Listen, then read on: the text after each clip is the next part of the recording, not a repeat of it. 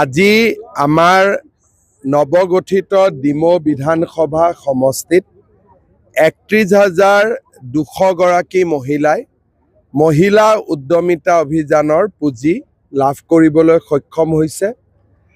এইখন আমাৰ ৯৫তম মিটিং। আমি মোটামুটি হিচাপ কৰি লৈছোঁ যে ৬ ফেব্ৰুৱাৰীৰ আগতে অসমৰ গোটেইকেইটা সমষ্টিতে আমি পুঁজি বিতৰণৰ কাৰ্যসূচী শেষ কৰিম।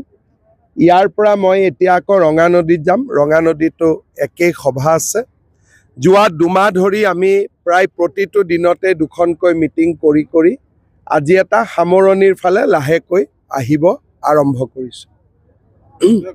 অখিল গগৈয়ে বিধানসভাত শিৱসাগৰৰ বিষয়ে তেওঁ উল্লেখ নকৰে। তেওঁ এই গোটেই পৃথিৱীখনৰ কথা উল্লেখ কৰিব আৰু মুখ্যমন্ত্ৰী গালি গালাজ কৰি থাকিব।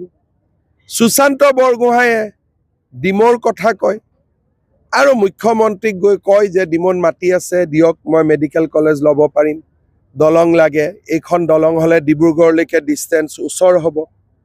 সমষ্টিৰ বিধায়কজনে যেতিয়া যুক্তি সহকাৰে কথা কয়, সমষ্টিটোত পৰিৱৰ্তন হয়। আৰু অখিল গগৈৰ কথা, তেওঁ শিৱসাগৰ MLA, ধুবুৰী, গোৱালপাৰা সকলোৰে দায়িত্ব তেওঁ মূৰৰ ওপৰত। চব প্ৰাৰ্থী আমি দিম, কিন্তু শিৱসাগৰত কি পৰিৱেশ আছে কি নাই, বহুদিন মই শিৱসাগৰ যোৱা নাই, ২ এদিনতে যাম, তেতিয়া গম পাম।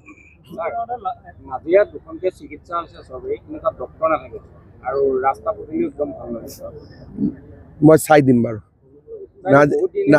নাজিৰাটো ভেঞ্চাৰ MLA আছে নহয়, মানে কামেই নাই এটা মানুহ, মানে এইবাৰ কাম থকা এজনক MLA বনাব লাগিব। মই নাজিৰাত গ'লে ক'ম। আৰু ঠিক আছে, আপুনি সাংবাদিক নে কাৰ্যকৰ্তা?